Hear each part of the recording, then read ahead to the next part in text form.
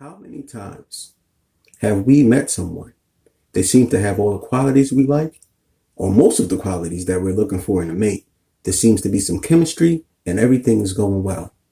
But then all of a sudden, that self-sabotaging voice starts to whisper in our ear.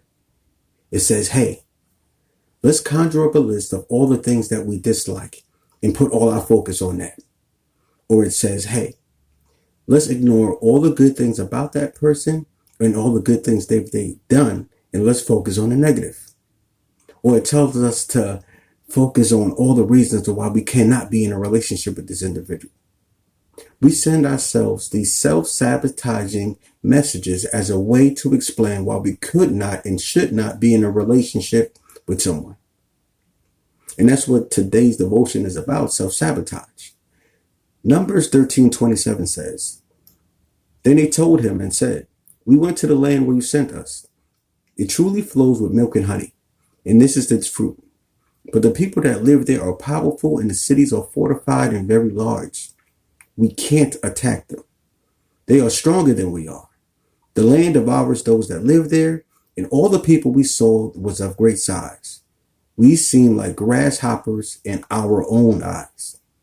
In this particular journey to the promised land, Moses decided to send some spies to go survey the land that God had already promised them and come back with a message or a report of what they saw. Now, when most of the spies came back, they came back with a report of fear and doubt. They said that the city was large. They talked themselves out of a blessing that God had already set up for them. Now, when we read the scripture, we often forget about the times when we were one of those spies. Especially when it comes to love and relationships. We forget about the time when we talk ourselves out of a blessing that God tried to send us. Now, we don't really know for certain why we do this sometimes. Some might say it's evidence of low self-esteem. Some might say that it's unhealed trauma from the past that's coming back up.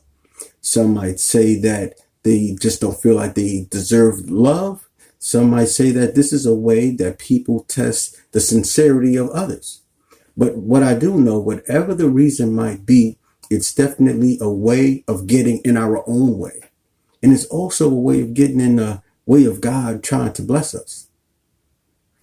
So before I even conclude, let me remind you that there was two other spies, and they came back with a different message.